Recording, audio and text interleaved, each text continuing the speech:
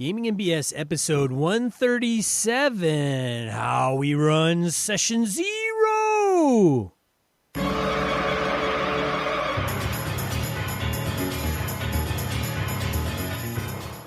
Welcome to Gaming and BS, a tabletop RPG podcast. I'm one of your hosts, Sean. And I'm Brett. I think I'm recovered. Welcome to the show. How you doing? You recovered? I think so. My cough has gone way down. Oh, yeah. And sound much better. I do. I sound a little bit better. I had that whole smoking Lucky Strikes, or if you don't know, if you're too young to know what a Lucky Strike is, it'd be like smoking Marlboros and breaking the filters off would be what that would be like. That's what I sounded like for about 3 weeks, so feeling better, though, so that's all good. That's great, Brett. I got some sunburn because Sean and I were out doing a little, knees in the breeze time, motorcycling. That was fun. Knees in the breeze. Knees in the breeze. And Sean, you just bought a new bike, too, or you're going to on Wednesday. Yeah. So that's cool. Yeah. Yep. Last motorcycle a biker buys is the one just before he dies. So there you go. That's usually how that works. That's true. All right. So enough motorcycle talk, shall we? Yeah. Announcements. Yeah. The first one up, we talked about this before. Event submissions for Gamehole Con, GameholeCon.com, of course. Get your ass to Gamehole. Are open. If you want to run under our banner at Gamehole, if you want to run a game and say, hey, under the Gaming BS banner, Sean, what do? They just, send a smoke signal? How do they do that? What do we do here? Yeah, you can submit it to Gamehole Con directly. There is a group field in there. Now, yes. That would be the way. You could do that. Or what we would probably prefer is if you just run it by us before you submit it. Not the only reason I say that is because we've got to make sure we keep guys like VC Young under wraps. I mean, that guy's a little crazy. No, I'm kidding. I'm kidding, VC. No, but we want to make sure that if we know for a fact that we've got, you want to run a game at this time, and if we happen to have been talking to some like Forrester Gary who's putting some stuff in, like, hey, we know when he's planning to run, or I want to run something around those same times, we can maybe help coordinate with you a little bit, or if you've got questions or something, it's always handy for us to see what we can do to help you out. That's about the long and short of it, eh? And another reason is we want to know who's running what, so we can say, hey, if you're going to Gamehole Con, we've got Forrest who's running DCC and this particular game, and here's a synopsis. Make sure you check it out or bookmark his game, so when event registration opens up for attendees, you can snake that up. No, absolutely. That's a very good point. We want to make sure we shill our best for our listeners. If you men and women are kind enough to run games and say that you are connected to us in any way, shape, or form, we will do our best to make it worth your time and hook you up with as many gamers as we can wrangle to your table. So, yeah, we'll definitely do that. The other piece is, I think I've talked about this before, but I just wanted to say it out loud, is I'm going to Origins in June this year. Sean, I don't think you're going to be able to swing that one, but I'm going to be able to make Origins. Kevin and Austin have been kind enough to let me crash in their hotel, so I'm going to split room costs with them. I know the Misdirected Mark boys will be there. I think we have some Stephen Dragonspawn, I think, from Canada's coming down. I think Stefan. I think Stefan's coming. I think we've got, I'm pretty damn sure he's coming. He's told me so. And, hey, I would never assume the Dragonspawn would lie to me. If he says he's coming, he's coming. Mo Tusino, the game father, should be there as well. And should be a damn good time. So I'm hoping any listeners out there, if you bump into me or whatever, be sure to say hi, and I'd love to chat with you, share a beer, or do whatever. So that'd be cool. It's in June, huh? It is indeed in June. You riding down? I'm actually tempted to. I got to talk to Kevin about travel arrangements. But yeah, it's June 14th through the 18th, and I'm tempted to ride the bike down. I don't know if I want to do it, though, because it's not driving through Illinois to get there is not the most fun. But it's possible. We'll see what happens. Sweet. Shall we then? Yeah, let's get into Random Encounter. Random Encounter, segment of the show where we field emails, voicemails, comments from social media. We're going to lead off with comments from our last episode, which involved our discussion about player-facing die rolls. You want to start, Brett? Sure. Let's see. Adam Marler writes into us and says, I think this might be the first time Adam's written in. Could be. I think so. It could be. Well, Adam, thank you, sir. Anyway, Adam says, really dug the latest episode, but a point that I'd like to make that I see missed in a lot of discussions on player-facing die rolls is that the GM is a player too. They aren't a quote-unquote player as defined by the rule book, but when I sit down with my group, I'm playing the game as well. And part of what makes playing RPGs fun for me is rolling dice. A lot of discussion lately seems to be focused around making the game as fun as possible for the players and catering most of the game to them. But GM's got to have fun too. And personally for me, rolling dice, controlling monsters, triggering traps, etc. is a lot of fun. Again, play whatever feels best to you, but I don't want new GMs to assume that the best way to GM is to do 100% of what the players want, ignore what makes the game fun for them as well. Anyways, a small point, but one I haven't seen mentioned too much. Keep up the good work. Love the show. Yeah, that is a damn good point from Adam. Well, we've talked about that type of thing before, right? I mean, if your group strong arms you into, hey, Brett, I want you to run Pendragon. I'm like, I don't feel like running Pendragon. All right, I guess if that's what you want. If I don't feel like it, or if I con, Angela or somebody into running a game they don't want to play, it's not going to be that much fun. And similar here is if you're like, I really like it when I, as the player, are the only one who roll dice. The person who is your regular game master, he or she may say, you know what, that doesn't trip my trigger that much. I really don't want to do that. Or I'll play if you run the game then. Maybe that's an opportunity. But I think that is definitely true. We've talked about kind of the empowerment and all that stuff between players and game masters. And game masters you're there to play the game too. Yeah, you might have a certain level of control depending on the game you're playing. But if you're not having fun doing what you're doing, it's not worth being there, man. Yeah, I agree. And moving on with Craig Huber commenting on the same topic, I suspect the question to ask regarding player-facing die rolls is, does it matter if the players know how well they did? As you illustrated in the podcast, perception checks and combat rolls, especially in systems where the target number is effectively static, are the two scenarios that come to mind where it could be problematic, depending on the style of the campaign and whether the system provides other ways to create any desired uncertainty. Does it matter? I don't know. I mean, I think that's almost not only a style perspective, but some game systems it does. Because let's say we're playing Edge of the Empire. If I don't know how well that goes, it's difficult to figure out the narrative components, right? If the game master, if Sean were to have rolled everything in secret and say, "Oh, tell me what happens, but make sure you fail a little bit," what? That's part of that system is to see all those symbols and such on those funky dice, and then be able to narrate appropriately, sourcing the table and all that cool stuff that you can do there. So, interesting. Yeah, depends on style of campaign and the game, but yeah, there's certain times when everybody kind of needs to see the dice in order to help determine how well they did or failed. So yeah, that's an interesting thought. I like that. What do you think? What are you thinking, Sean? I again, it comes down to kind of preference. If you want to hold those perception checks back, I don't know. It's so easy just to go, well, I rolled a 30. Well, you didn't find anything. Well, there cannot possibly be anything there then. Right? Yeah, exactly. If they don't know they nailed it, then, they don't know if they genuinely couldn't find something or they just didn't look close enough. I don't know.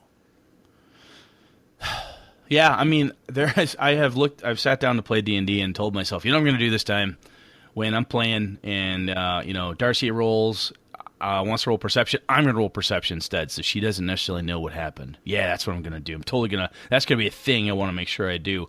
And then every fucking time I sit down and roll, I'm like, give me a perception check. Ah, crap, I wanted to do that. It's like, 2 sections. It's just force of habit that I'm so used to giving the player that die roll. So that concept of having me check for traps on behalf of the thief, rogue, I always seems like a neat idea I want to try, but I always freaking forget to do it. Well, then you get into the, you get in, if you were old school, you would just say, where do you look? Well, I look in the bookshelf. You don't find anything. All right, I look under the bed. Oh, under the bed. Well, that's a different story. You do see something in the corner. Where do you know, whatever, or where do you look under the bed? Where in those games you would just tell them, okay, Yes. you looked under the bed, you found it. There is no roll in some of the older school games. There's no skill. It's just where do you look? And It's all narrative descriptive. If Brandon and Elaine don't tell me where their character's looking, I just don't know what's happening. Exactly. Yeah. Yeah. Interesting. Good points. This is cool stuff. I mean, these are the things that you kind of got to run through your head when you're looking at it and trying to figure out, is this for me? Do I want to try it? How am I going to deal with it? So, okay. All right, boys, let's see here. And girls, we have, ladies and gentlemen, Jared Rasher writes in and says, just to follow up on the discussion about why you might want to try out player-facing die rolls, a game like D&D, Forbidden Rules, offers something similar for Shadow of the Demon Lord. In my case, at least part of it was that little mad scientist that lives in my skull, because I like several games that are mostly player-facing. I want to see what it would be like to modify a game that didn't have the assumption and see if it changed the feel of the game. In the case of D&D, I think the problem is that I have the weight of years since 1985 going against me. D&D has always had dice on both sides of the screen, so regardless of how well it works for anyone used to that setup, I think it's going to feel awkward. I'm curious to see if we were playing with people less used to D&D, or less used to how D&D quote-unquote should work, and started from the beginning with a campaign, if it would feel different. The interesting takeaway for me was that intellectually, I was sure it wouldn't affect my enjoyment of the game one way or the other. I thought it would be something that wouldn't feel more or less valid. But intellectually, I couldn't predict my own actual preference when I started using the rules in action. I think that goes back to my issue of not being able to, oh crap, I wanted to do all those die rolls myself, or do it slightly different. That weight of gaming since third grade in a D&D traditional type of approach is not always easy to break. Interesting. Well, and it is maybe when you start talking about these, they're inherent to the game and the system, right? I mean, people that play D&D expect a certain type of transaction between the dungeon master and the players and how that's going to roll. It's almost like if you were to take a Powered by the Apocalypse world like Dungeon World and say, oh, yeah, hey, players, I get to roll your stuff too. You know, we're going to try that once. When it's inherently part of the game that the players roll those 2d6. Yeah, you know a key piece of the rules here that you all studied up and you know really well? Yeah, we're getting rid of that. Right. What? Yeah. That's, which, yeah, I get that. So, yeah, there's baggage and then there's the actual game and how it's kind of, for lack of better words, supposed to be played. Of course, you can modify anything and nobody can tell you that you're out of your mind for doing it, but still, it's a factor. Yeah, it is. Absolutely. So there's the intellectual component, as Jared mentions, and there's the actual, rules as written component that we got to sort through. So, all right, Sean, over to you, sir. Jim Fitzpatrick, I will admit to owing Sean P. Kelly an apology after this one. As a linguist, I'm used to cringing at people's attempts to reproduce accents. I'm looking at you in Arrival, Forrest Whitaker. But this isn't an accent, it was a character. Playing a character like that is like being in a band and writing original songs. Nobody knows what they're supposed to sound like. But if you play covers, then someone compares them to the original. Anyway, I am not saying you should do this all the time. But for this time, it was fun. I'm glad Jim had the large, bold caveats there. Yeah, whatever, Jim. I get it. No, that's cool. Besides, it's a bit of a task if I tried to do it every show. On the content of the show, one thing that wasn't brought up was the idea that if you have player-facing die rolls, you can, as the GM, decide how hard you push your moves / intrusions when players fail. Example from D&D. The rogue fails a perception check to spot a trap, then steps on the pressure plate. It then follows from the rules in D&D that you apply the effect from the trap, either rolling to hit or asking the players to save versus something. Same example from Cypher. The rogue doesn't spot a trap. You slide 2 XP across the table, and you decide where to pick up the action. Does the rogue catch himself before he steps off the pressure plate, causing the rest of the party to have to figure out a way to disarm the trap without him? Or does the rogue stop before stepping on the pressure plate, but the mechanism to disarm it is on another level of the dungeon, etc.? Monty Cook's conception of an intrusion as a, quote, wouldn't be cool if, end quote, moment is useful here.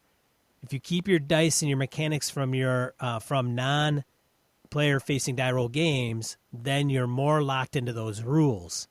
I'm not saying you're having wrong fun. Oh my God. Bad wrong fun, right? If you want that, but it can be restrictive. Yes. I agree. I think that's interesting is when you're doing that and the game master, he or she's got more power, and not power is the wrong term, but potentially more narrative creativity. So I would imagine if I was running with Darcy or Troy, or they were running for me, that if we ran into that situation, they said, oh, you rolled a 1. Guess what? I'm going to slide this problem over there. And then they get to determine, from that trap perspective, what is it? It could be any number of different things. And they know the world, they know the setting, they know the environment, the dungeon in this case. Yeah, those are all some pretty good things. I like that, Jim. Good stuff, man. Yeah. All right, next up is Michael Parker. I, gasp, this is an audible gasp by Michael, tend to agree with Latvian Sean P. Kelly on this. I'm not sure. Wait a minute. I must have had a good week last week. You must. This is what happens when I'm sick. I'm out of sorts. No one agrees with me. Either that or people it was my persona. It was my persona. It was a character you were playing. That's right. I'm not sure if I prefer one to the other. If you tried to peg me down on one way as being my preferred way of running, I'd just be as obtuse as Sean was. Totally not meant that as an insult. He just called you fat, Sean. Just saying. Obtuse? Or was that my thinking? I don't know. Regardless, Michael, no offense taken. And as I mentioned on Google+, we're all good, brother. Michael continues, it all depends on the game and the type of story I'm wanting to tell. I don't want to focus on a player-facing die roll system into a game. I don't want to force a player-facing die roll system into a game that wasn't designed for it because, well, it wasn't designed for it. More often than not, good game designs have put quite a bit of thought into this already. What core mechanic communicates the feel I want from my game? Experience the game for what it was meant to be, I say. That said, one caveat, there always is taking aspects piecemeal to supplement or alter the feel of a game slightly. A great example that I implement often is using a Fate-like compel mechanic that may not exist explicitly in another system. D&D and Savage Worlds both benefit greatly from that. So it stands to reason that taking cues from player-facing die roll systems and inserting them into non-player-facing die roll systems could make for some great games. So I've talked myself in a big circle, contradicted myself, and landed on this. Do whatever the heck makes it for a fun game. We should probably put Michael on as a backup guest host in case either one of us is sick. He can come on and talk around in circles like we do and fit right in. Yeah, I think he could totally. He could totally pull a Brett. He could absolutely do that easily. All right, next is you, sir. Yes. All right. Email poses a certain question about alignment. Hi, Sean and Brett. Here's a question for your show. I've been playing on and off since the first edition D&D and now mainly play Labyrinth Lord for my fantasy RPG trip. My girlfriend, who is new to RPGs, had the following question, which I think is pretty insightful for a rookie. Is a character's alignment dependent upon the social environment in which they are placed? I'll let that sink in for a second, folks. I'll repeat it. Is a character's alignment dependent upon the social environment in which they are placed? In the way that I interpret the classifications, the terms lawful and chaotic are labels derived from how the character would react to the government/societal norms, and the terms good and evil are related to morality.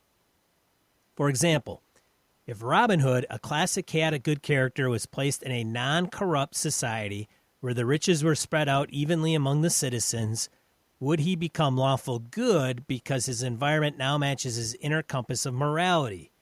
Or is it the character's tendencies towards certain actions which guide their alignment regardless of whether or not they agree with their surroundings? Thanks for your time, Torgo the White.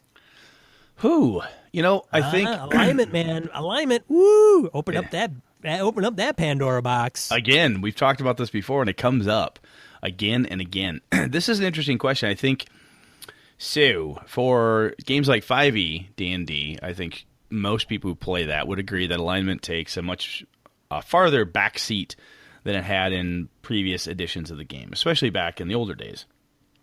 Your hardcore OSRE, first edition, second edition, or Labyrinth Lord type of thing.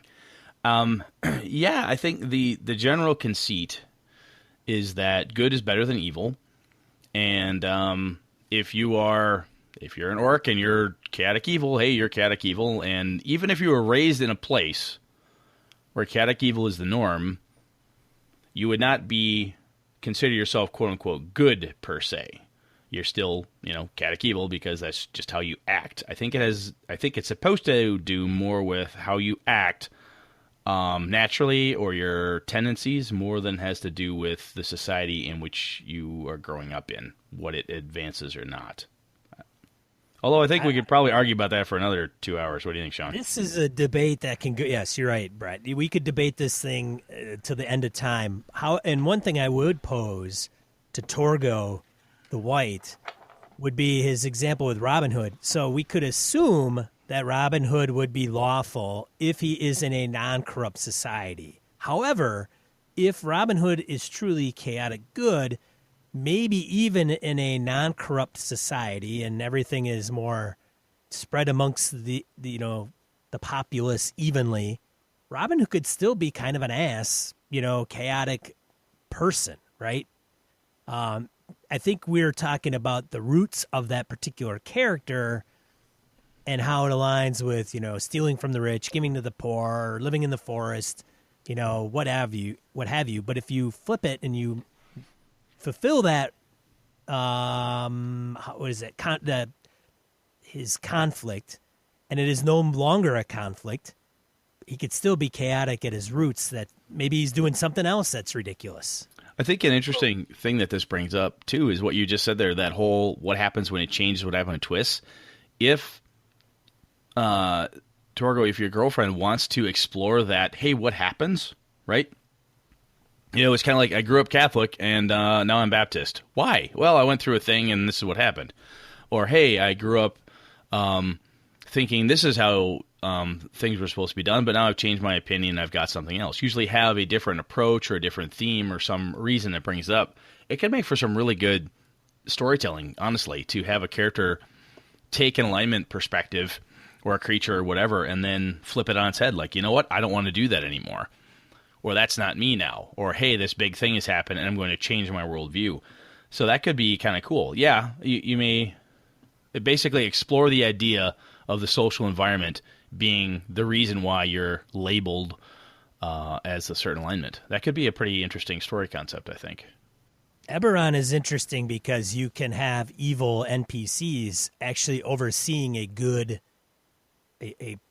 So I think this is just a tangent a little bit, but most settings or most environments, if there's an evil NPC involved, they are usually evil behind an evil force, right? They're an occult leader. They are, conspiring to take over the throne.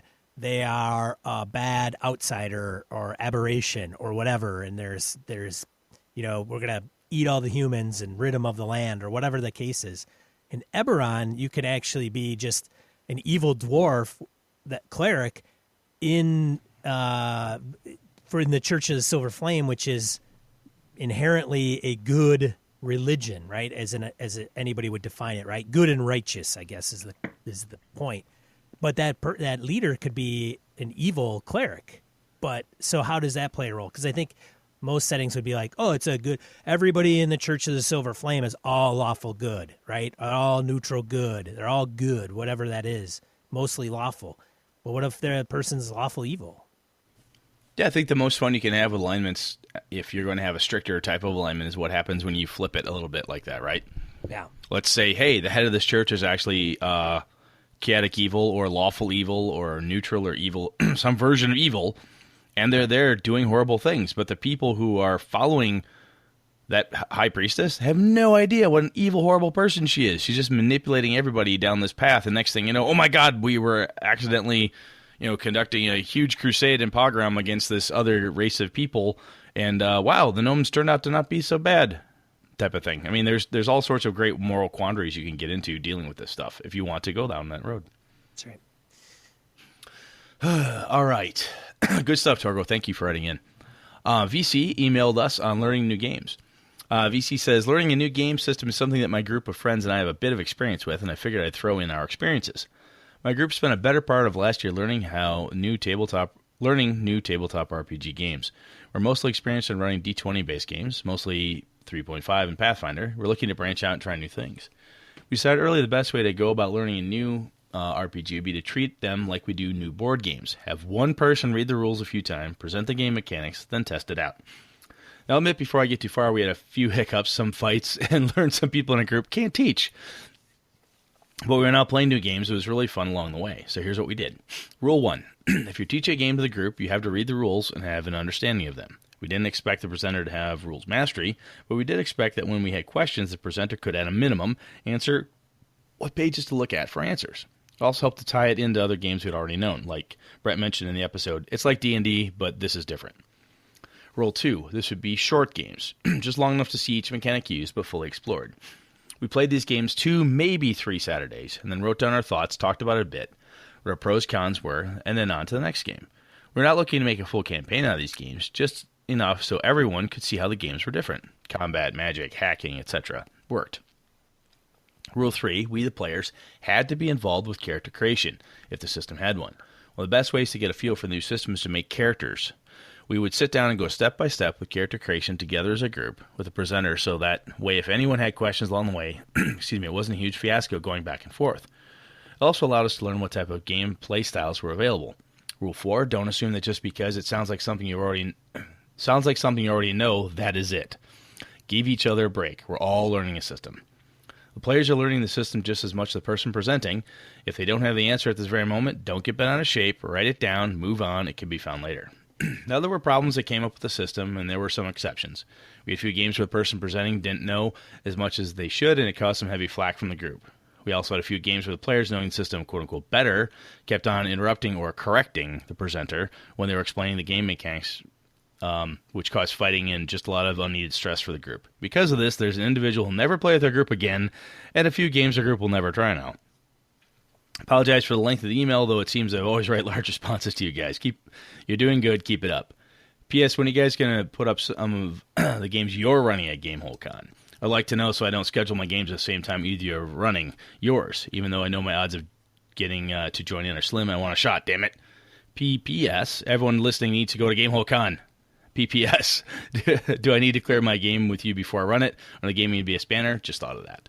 So Sean already talked about the gaming BS components there. Sean and I have not figured out what I'm going to run yet. Sean, do you know what you're running? I'm running Savage Worlds. Forget about it for sure. And then I don't know what my second game will be. Here's the thing, though, VC, is when we submit, at least when I submit my games, I let Josh Hoyt, who is the event coordinator, kind of slot me where I need to be, because if Wizards of the Coast or Monty Cook or somebody's coming and I need to record that seminar, I need him to kind of schedule around those seminars. So what will happen typically is we'll get a list of all the guests, and Brett and I will say, we should record this person, and this person. And then I let Josh know, hey, Josh, here's my game, my game's submitted, but put it in any slot that does not bump up against any of these speakers. So even if I told you I submitted it for 10 o'clock on Saturday, there is a chance that it's going to get bumped to a different time if they schedule a seminar at the time we want to record it.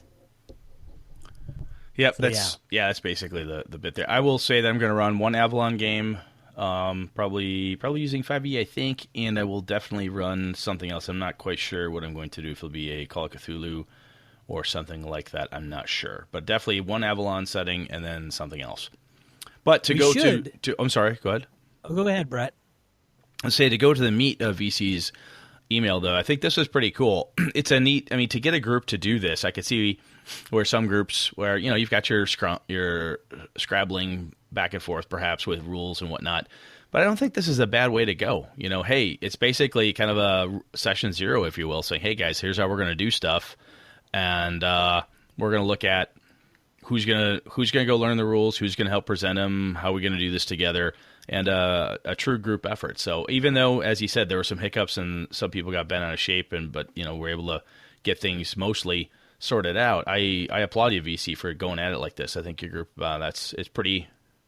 it's pretty not inventive is the wrong word, but gutsy. No, gutsy is the wrong word too. Anyway, damn good of you to give it a shot and try to put some credentials around it. So good stuff, man. Yes, very good. Thanks for writing in, VC. He sent this email over at like 6:30 last week, and he's like, "Hey, how come you guys didn't put my email in there?" I'm like, "Dude, you gave it to us like 10 minutes before we were recording." So I put it in this week. So I'm glad you had the patience to wait, VC. Main topic, let's get into it. Let's do it.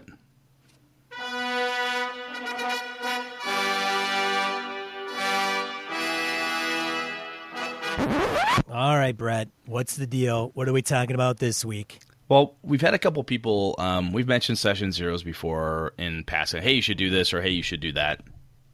Or here's a neat idea.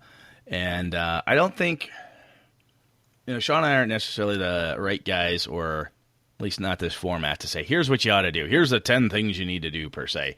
I want to talk about how Sean and I run session zeros.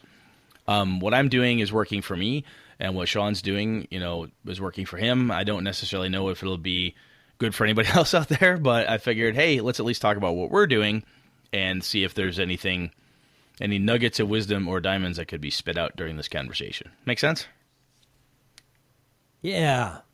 All right. So, Sean, when you think about, what kind of ground rules are you thinking of when you think about a session zero? What comes to your mind? What are you planning, or how do you approach doing a session zero with your groups? So this is going to be really dependent upon system and game. Always is. It is, because I wouldn't run a session zero for AD&D First Edition the same way that I would run a session zero for Star Wars Fantasy Flight Games version. Or for Fiasco. Well, Fiasco. I'm teasing. No, I know what you're saying, though. Right. Fair or a Fate game, maybe. I speak out of ignorance because I haven't played Fate yet. Yes, that's right. I haven't played Fate yet. I'm still waiting for Phil Vecchione and Chris to run us a game for Fate. So, anyways. So system is basic. I mean, I had a little list here. System's a big one. Is that when we're going to get together at session zero, it sounds like you would at least talk about the system. Like, hey, we're going to play this game system. Who knows it? Who owns it? Who has it? Well, that's a big one. Yeah, that's a big one, because if you're running into AD&D back in the day, and even currently for people, there's a lot of home rules in a lot of the first edition AD&D games that I've been encountered with. I mean, some people will remove race limitations, right? So for those of you that have not played AD&D, if you're an elf, you top out at like 9th level. That's it, as far as you can go. But many people that run in Dungeon Master that version, they'll be like, nope, I'm removing that limit. You can go past 9th. Oh, awesome. Thanks. Right. So a lot of those system type things are going to have to be addressed. Or in the Fantasy Flight Games thing is, well, and it may be just part of an education component. Like when you're talking about the game system, first of all, we'll get into it. Why? I skipped ahead. I'm sorry. No, it's okay. No, it's totally fine. I think there's the other piece that comes to me with system is before, even when I'm running DCC and Lamentations right now for two different groups, basically two different components of my main gaming group, which is like, 15, 17 people, just broken into two different sessions because one people can make it. Anyway, short version, I said, hey, I want to run Dungeon Crawl Classics. The group went, yeah, that sounds really cool. I said, who's got the rules? I'm like, I have a PDF and 2 hard copies. Does anybody need to borrow something? A couple people said, yeah. A few other people said, I'm not gonna read them anyway. Don't bother. I'll be happy to figure it out, which, of course, makes me cringe. And then I had a guy like Kevin's like, I got a copy ordered already. Someone else says, oh, it's in PDF form. I'll go get one off a drive-through. That's fine. That'll do the trick for me. Even just something as simple as, do we have enough copies of the rules? Again, system perspective, right? With DCC, you've got charts. The spells are detailed, very, very detailed. And having that information at hand instead of my book being the only book at the table that you have to pass around to 7, 8 players, that can be pretty handy. Just those logistical components of not only who owns it, but who has read it or played it before. for my Lamentations game, I had played one kind of a quick little intro session of Lamentations for two of the people that are in that group, and they only had a vague memory of it as it was. So I wanted to make sure that I had gone through some of the system-specific stuff in that game as well, and also pointed out to them, oh, by the way, you can get a free no-art version on DriveThru RPG. You can go get the damn rules. So they're really short, easy to read. You can go grab them yourself, and that way you can have a copy. Oh. So that was always handy. But you're right, too. And the other piece that kind of goes with that, it's almost like a pre-session zero, right? Hey, we're going to talk about this. Who's ready? Basically, who's done their homework. And when you get there and you're talking about the system itself, saying, hey, look, if I'm running an OSR game, AD&D, like, look, you're not dead until you hit negative 10 hit points, and anybody dies. Oh, okay, that's good to know. Some people don't use that rule. Oh, you're not using weapon speed or weapon type versus armor type. Okay, good to know. God knows if anybody actually ever did that. But anyway, and then, like you said, character limits. Like, hey, by the way, if you're playing an elf, you don't top out. There's no racial limits. And I don't give a shit about the whole women can't have 1800 strength because they're women. I don't care about that. Oh, that's crap. right. I forgot there was gender limits. Yeah, there were gender limits, too, that they used to put in. You could say, yeah, fuck all that. It doesn't matter. Do what you got to do because, again, that's just stupid in this day and age. Why are we doing that? The other thing, when I think about limits, too, Sean, is that when you were running Edge of the Empire for us, we're like, oh, we're going to play Fantasy Flight Star Wars. Are there Jedi? That was the question somebody asked. Well, it's Edge of the Empire. Okay. That immediately put us in a different size sandbox, right? That goes to setting. Yep, it does. So It totally. It's a setting perspective. What are the limits there as well? Or when does it take place? Yeah, that's a good. Right. Yeah. Timeline. I mean, that could be any game, right? If you're going Forgotten Realms, if it's going, Cyberpunk, if it's going Star Wars, then it's just what is the time frame? Like Cyberpunk would be, are you far future and transhumanist, or are you just gritty, post 2050 and maybe Blade Runner type? Yeah, I had actually, when I was running Trail of Cthulhu the first time, like, oh, it takes place in the 30s. So I just went, okay, it's in the 30s. The guy's like, is it 33, 34, 36? I'm like, why? And they look at me like, because there's a war and there's this and there's... I'm like, oh, yeah, fuck, I forgot about that stuff. Okay, let's pick this time. So one of the other pieces that I strongly encourage is, I'm very fortunate that my group is not shy to ask me those types of questions, but if you're a player and your game master is kind of laying out the setting and this, that, and the other, if you have questions about it, that session zero is the perfect time to pipe up. That's usually what again, with Sean's Star Wars game, that's immediately what the Star Wars fanatics in the group are asking. Oh, do we have Jedi? Did it take place before this movie? Is it after this one? Oh, are these books or comic books canon for this game? And so on, shit that Brett doesn't know because he doesn't follow that much Star Wars. But knowing when it took place between movies was at least very handy for me. So those types of setting limitations are things I usually try to focus on as well. Yeah, I agree. Settings got to be addressed to some degree. If it is a component that needs to be clarified. Some games you do not need to clarify setting, and you just can forego it. But if you're going to do something, this kind of is where setting and system mesh a bit, right? You say, hey, look, this is normally Edge of the Empire is normally this, but I'm going to slot some Jedi in. I'm going to take this one component from this other, not Edge of the Empire. What's the one with all the Jedi? I can't remember. You told me what this is. Are you talking about the Force and Destiny? Yeah, Force and Destiny. I want to take some stuff from Force and Destiny and slot it in, but it's mostly Edge of the Empire. Oh, okay. So a little more heavy Jedi presence. Okay, yeah.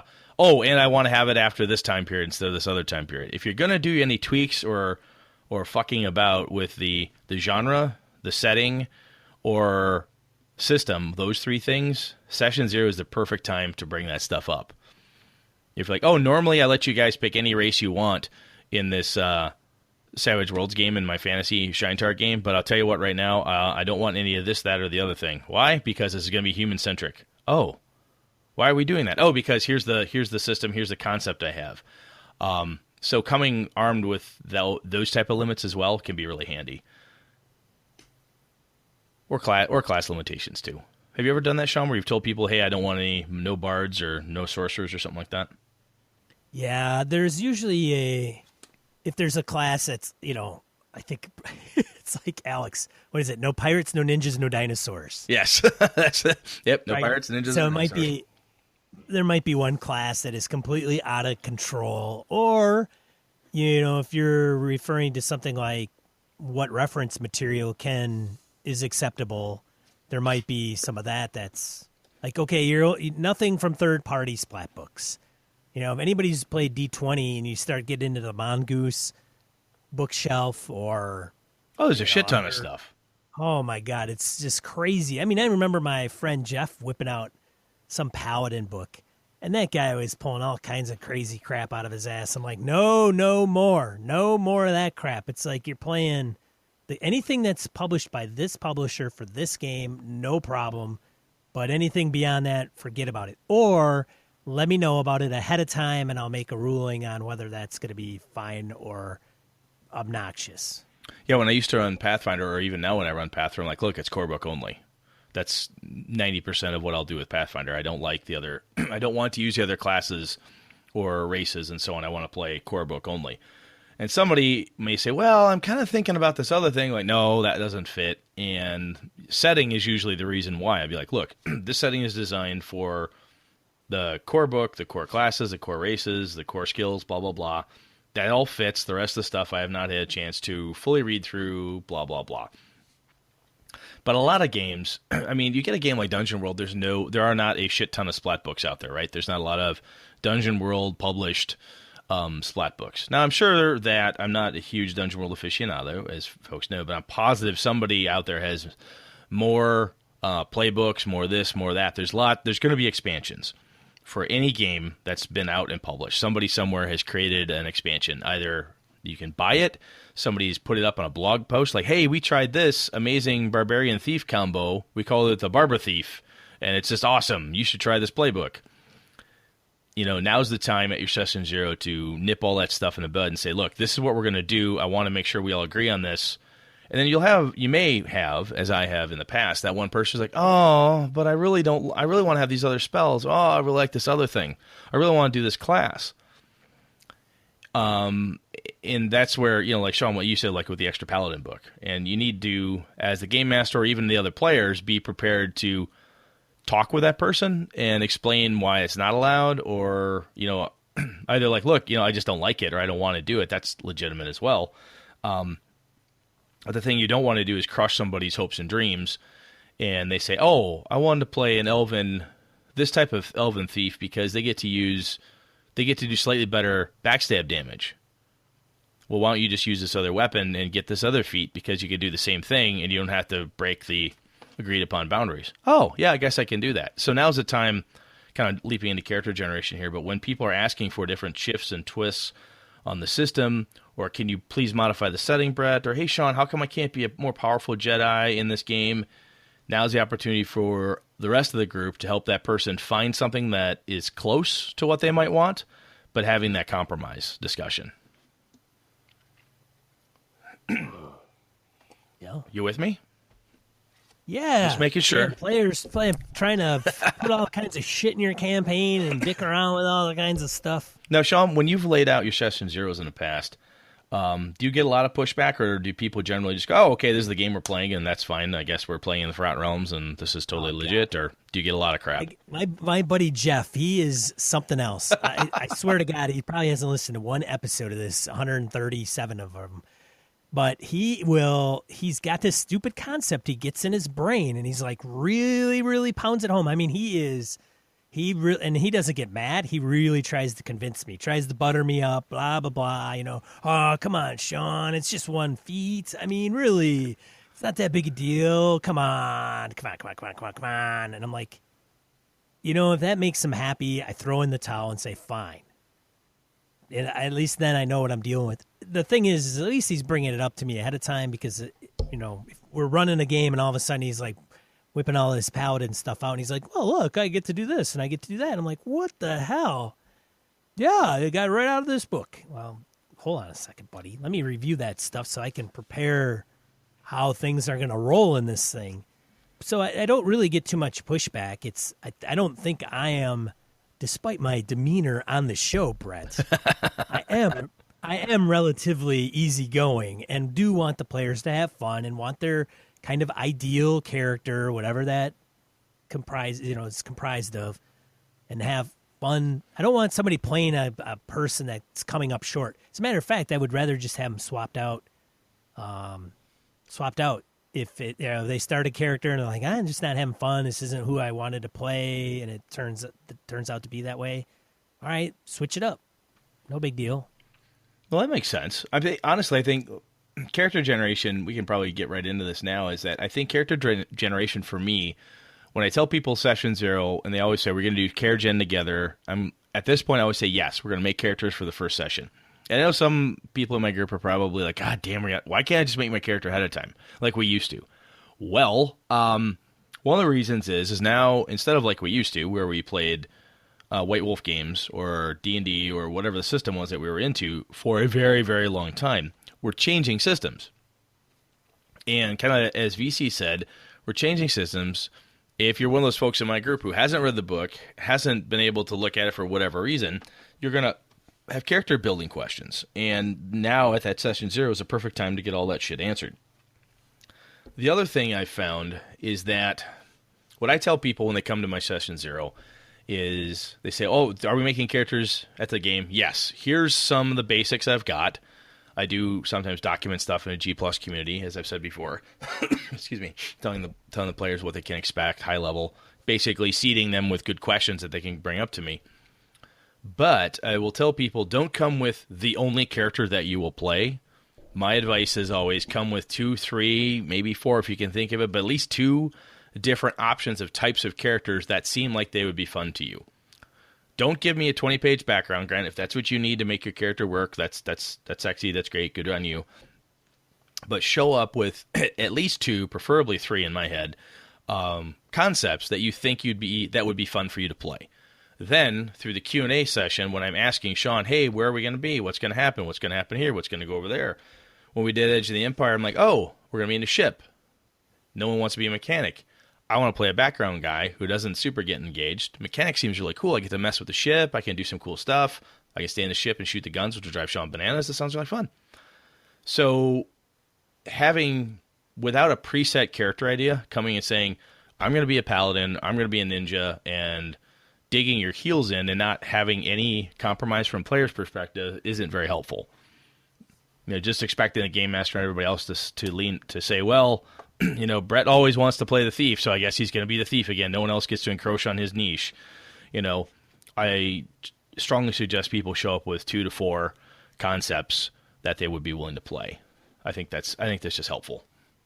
Wow. What? Is that crazy talk? 2 to 4 concepts, man, just in case one isn't the way to go. Yeah, I mean, if you show up, you're like, look, I want to play a gnome fighter. It's gnome fighters, man. And you get there and you're like, wow, 3 other people want to play gnome fighters. Well, that sounds boring. I don't want to be another gnome fighter. Why do I want to do that? Oh, I have a 5-page background written up, and I already know who his gnomish dad is, and the fact that he's 1/4 elf from this land. Now you feel dejected, and now you feel like you didn't get the thing you wanted, and you're that kid at Christmas who's really sad. I don't know, Brett. Maybe you, as a game master, should just kind of roll with it, buddy. Oh, I'm more than happy to roll with it, dude. That doesn't bother me. What I'm more concerned about, though, is those players that I've had show up at the table, like, oh, everybody made magic users. Wow, this will be fun. They don't want to play if somebody else is playing the same thing? Not necessarily that, but what happens is that you're like, wow, we laid out an adventure idea. We're going to do an old school dungeon crawl. This sounds great. Everyone shows up as thieves, and there's no cleric, there's no mage, there's no fighter. The group goes, really? We're going to die. God damn it. All right, who wants to be the cleric? And then somebody raises their hand, fine, I'll be the fucking cleric. Or I want to play Shadowrun. And everyone shows up with Street Samurai. Okay, I guess. But when everybody is in the same niche in that game, sometimes not everybody wants to deal with it. I, as a game master, really don't give a fuck. Y'all want to play Thieves in a Dungeon? Go for it. It'll be difficult, it'll be dangerous. Play it, figure it out. I'll give you a challenge. Go for it. But I do that for the sanity of my players who don't necessarily want to double or triple down on certain things. Does that make sense? Yeah, that's fair. But and I think that's the discussion that the players have. Yes. Like, I could give a shit, right? Yep. I always turn that on the players. Like, oh, wow, someone has to be a cleric. I'm like, look, if you guys want to play a whole bunch of magic users in a group, I think there was a old Forgotten Realms group called the Party of Crazed Adventurers. It was all magic users. I can't remember if it was Ed Greenwood had mentioned this in an article somewhere, but it was all magic users. Then that's it. And this is first edition AD&D, so God knows how they ever fucking survived. But anyway, point being is that Sean could look at me and say, "Hey, no, Brett, Brett, Jim, Kevin, and Austin, you guys want to do this? That's fine. You can all be thieves. It's still a dungeon crawl. That's what we're going to do. We agreed we all want to do a dungeon crawl. Yeah, well, I guess we're going to try thieves. Yeah, that sounds great. Yeah, we all may fucking die, but hey, we're going to be thieves. That's cool. Just, you know what you signed up for when you all pick thieves. That's fine. But I guess what you're saying, Sean, at least what I'm hearing you do here, is that's really important that the players are talking to each other as much as they are to the game master, right? Yes. I think that's critical. They need to ask each other stuff. Why do you want to do this? Do you want to do that? They compromises back and forth between players. So if I'm a player and Sean's playing too, and Eileen's running the game, and it's going to be Tomb of Horrors, which I think her husband's running right now for them, and butchering the hell out of them. Anyway, and Sean and I are both dead set on being magic users. Maybe we need to have a discussion as to how we could do that more effectively, or do we really want to do that, or whatever. But don't be afraid as a player to talk to your other players and, have big grown-up kid discussions with them and compromise too. Well, so I have a question for you, Brett. All right. So if you have a group that comes together and says, "Oh, I want to play rogue," or "I want to play a thief," and Zave and those guys are like, "Well, I was going to play a thief." And they say, "Screw it, let's all just play thieves." And Brett's like, "Okay, well, it's your guys' deal, right?" Yeah. So Brett just runs the adventure no matter what, the same way. Do I do that? Yeah. Or do you look at it and go, "Oh, they're all thieves, so I'm going to throw in some extra cure light wounds where they might run into things, blah, blah, blah, blah, blah." I might tweak it, maybe. This is a trick question, Brett. Okay. I'm putting you on the spot. I know you are. So you know why it's a trick question, don't you? Uh-huh. Keep going. Why? Keep going. Why? Because I can't win. That's what you're going to do. That's right. You're Kobayashi or Sean Kelly Marumi. That's what you're doing. That's right. But why? Brett? What is it? What is the underlining? What is the underpining thing here? Well, I don't run my game on a rail, Sean, so I have options. That's true. You don't. But you're also the one that says screw balance, right? Yeah. So as I said, I may. It depends. I see. The last time I ran a game that was all sorcerers in a Pathfinder game, I took it a little easy on them, and the players called me out and said, "You're taking it too easy." I'm like, "Yeah, you're right. Fuck it." And then I started slaughtering them. Before that, I had run in one of my first Avalon games ever. It was a 3-5 game, and the group was playing with. I shouldn't say first. It was my first D&D version of Avalon. We were running a 3-5 game. They all wanted to be thieves and bards. No cleric, no mages, no nothing else. Thieves and bards only. And they learned that if they could get the jump on the bad guys, if they could kill everybody or incapacitate everybody within the first 3 rounds, they were golden. If after that it didn't work, they fled immediately because somebody died. They went, wow, if we get the first initiative, if we get surprise, and then we have like super kick-ass initiative, so they're flat-footed for surprise round, they're flat-footed because we still have initiative, and by the 3rd round, we still go first, but now they're not flat-footed anymore. Now they have their real armor class. If we can't kill them after that, we have to run. So they looked at it mechanically and said, if this doesn't work after 3 rounds, fuck it, we run. Because 2 of their players got dropped. And one of them ended up, they were able to keep him stable, but the other one just got killed. But there was like no mercy in that one. I see. Excuse me. So, Sean, we've talked about this a little bit, and I know you and I both use G+ communities. I've run wiki pages and other things for my group. How much do you, ahead of a session 0, do you document anything ahead of time? I mean, I've alluded to the fact that I do a little bit. Do you document stuff down ahead of it or no? Maybe a little bit. It again depends on the setting and the rules, but it would. I do Mostly if it's I don't know. I don't know if I document it much other than showing up to session 0 just to lay it all out and just say, hey, here's the situation. Here are some things. And frankly, there may be things that come up that I didn't even think of that should be addressed. So, for example, first edition AD&D, again, playing. If I don't remember like the limitations on races and somebody brings it up, I'll say, oh, yeah, forget about that. You can go up as high as you want, that you can, whatever. There's no limitation. So I don't document probably as much. And frankly, again, I think I've mentioned this before. Sometimes documentation is hit or miss, man. Oh, agreed. And I don't agreed. I don't want to spend like freaking 2 days typing down all a bunch of shit, making a player's handbook for my for my campaign, only to have the players that never read it or never reference it. I'd rather then put my energy somewhere else. So session 0 for me would be more oratory.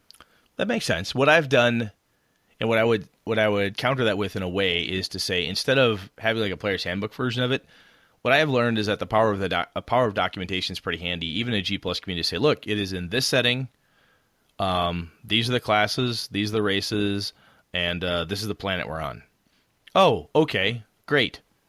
Even if it's just like those 4 bullet points as a reference for everybody going into session 0, I don't do exhaustive. I used to do a lot more backgroundy detail stuff, and it was really cool. Everybody used to read the hell out of it, but now we don't have time because of jobs and so on. Hell, we don't even have time to read brand new rulebooks half the time.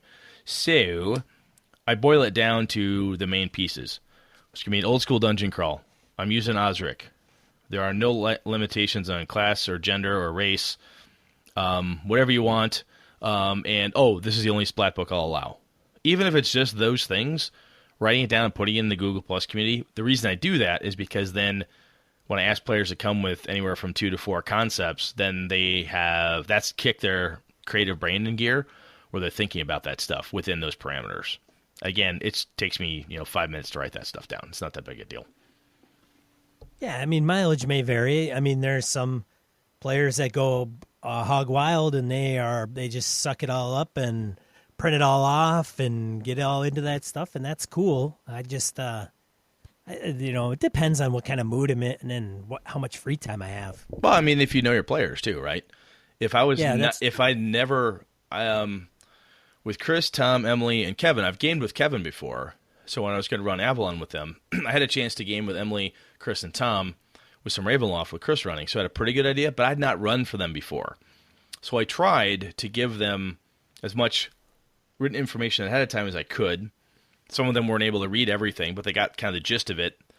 And I tried to give them enough of an education before the session, in the session 0, to go through, hey, this is where you are, this is why I want you here, blah, blah, blah. So again, I wasn't certain, and I found out, Tom doesn't have as much time as Chris did or Kevin did to read all this stuff. So if I want to get something to Tom, maybe I need to shorten it down because of bandwidth concerns. Well, it turned out he was super busy with his job and everything else, so i.e. he wasn't able to get to it. Not a big deal. But it just served as a reference point for later on. Like, hey, remember that thing that I sent to you? Oh, yeah, I'll go reread that. Again, as Sean says, mileage may vary. So, Sean, I think the last thing is when your session 0 is set up, you're going to do it. Do you expect to get any actual gaming in your session 0s? No. It never. We always schedule it, and we never have enough time. Like it is inherently too time consuming on session 1 or session 0, typically, to get anything underway. Now, with the caveat that I may do more of an intro narration to the setting and where people are at, and set the scene and the time and the timeline itself. Maybe that, and oh, by the way, the next week we meet, or the next time we meet, this is where we're going to kick it off, right? Fair. So it's almost like a borderline prelude, I guess, at best. It's just I've never run a session 0, and then unless it's like a 12-hour day, right? We're gonna meet on a Saturday and then start at 10. We're gonna make up characters, slog through that, and then we're gonna kick it off. Sure, but if it's a weekly game or every 2 weeks and playing online, and each session's going to average 3 to 4 hours. Nah, session 0, we're not going to get in any specific amount of gaming. I absolutely agree with you. I absolutely agree. Maybe intros to each other, but that can also be narrated even before session 1. Like, how do you know that person or or what's the relationships? One of the advantages I have with my home group up in Wausau is that when we get together once a month to play, we start at 5 and quit 11 o'clock or midnight. So I've got that huge swath of time. You do character gen, and then we can usually get into some actual gaming at the end of session 0. But that's because it's a long damn time. 6, 7, 8, 9, 10, 11, 12. Yeah, I'm looking at 7 to 8 hour session. So I got plenty of time to get that done. But that's the downside is, though, it's once a month as opposed to every other week or every week when you can get together and kind of keep things cooking a little bit different. But I absolutely agree with you. It's don't expect it. Excuse me. Especially if it's a brand new system, brand new setting, character generation's never been done before. No one knows the rules. There's going to be a lot of mechanical questions. How do I do this? How do I do that? If you've never run, if your group has never played GURPS before, only 2 people have, you've never run it, you know the variables. And look at it and go, wow, this is probably going to be a lot of digestion and figuring things out. Let's not plan to play. Some players don't necessarily like that because, again, they're kind of some of the older grognards I've gained with over the years, like, God damn, I want to play. I came here to play, not just to fuck around making characters. But once they get through a session 0, they get it and they start to see the value in it, and now they're expecting it. So I think you're right. It's a timing thing, and don't expect it if you don't have a prolonged period to get it done. Yeah.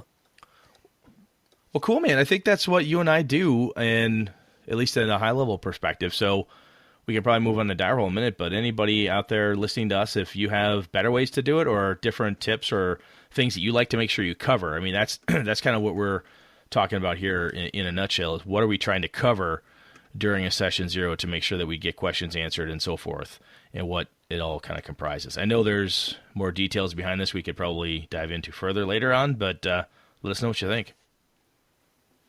Yeah. Thanks. Let's get into die roll. Let's do it, man. All right. Die roll. 2 to 4 miscellaneous points, gaming and geekery you want to share with you, or inspiration too. Brett's got a few. I got a few. Listeners got a few. Brett. All right. So there is, and I saw this, and I've got a link in the show. It's to a Facebook page, which is a little video in it.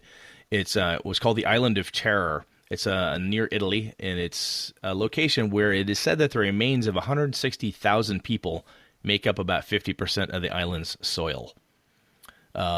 Basically post Black Death type of thing, where so many bodies were just buried in mass graves and so on and so forth that half the dirt there is dead people. That's pretty fucking crazy. So anyway, link in the show notes. That's cool. That's cool from it. Not cool from a historical perspective, but cool from a, wow, this could be a really interesting game hook.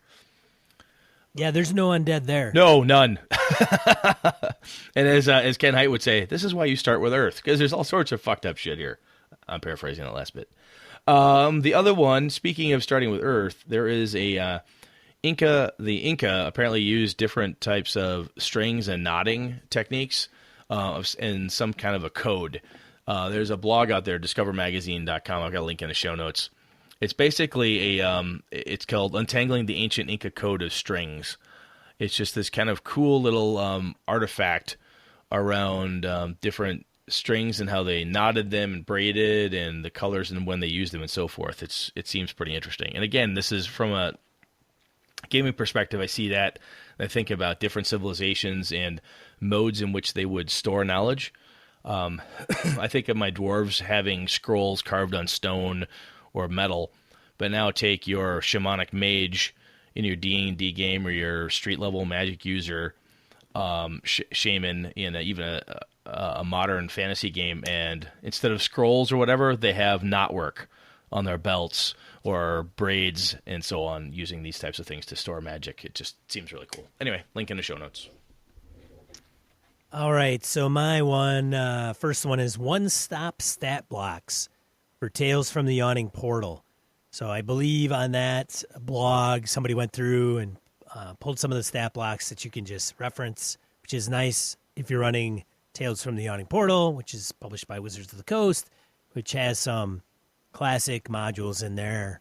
So they went through that. Number 2, Azrael Rocha actually has this, and Brett put it down under Azrael. I found it outside of that, but regardless, he and I, great minds think alike. He found the 1D100 methods of payment.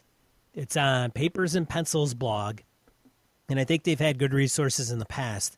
So maybe it's not always gold that you pay with. So there's 1 to 100 methods on a piece, on a blog post. You roll a percentile dice and see what comes up. Like, some of these are awesome. The indebted must endure the removal of one of their eyes as payment. Okay. Yes. So it might be a little... well, it goes from that to, like, upholding a vow of some noble ideal. Vow to always subvert some noble ideal. Interesting. Good stuff, though. Yeah. Nice randomness. Like it. Right. I'm going to mention Eli's, Eli Kurtz's blog entry on Session Zero. We actually had this, I don't know, like 3 shows ago. I think we put it up. He mentioned how he has a Session Zero blog post and how he rolls with Session Zero. So I figured it was apropos to repost that link to Eli's blog. Yep. And then you can have the last one, Brad. Yeah, Christopher Gray. There was I saw this floating around on a Reddit, and it's a cool little diagram of dragons and the interrelations between, like, Quetzalcoatl, sea serpents, worms, amphitheaters, wyverns, dragons, drakes, hydras, lungs, lindworms, and so on. It's a cool little thing. So just a link in the show notes there. That's always fun to have. Right. Yeah. So that wraps up the show, being sponsored by Gamehole Con. So events are, as we said at the head of the show, events are being submitted.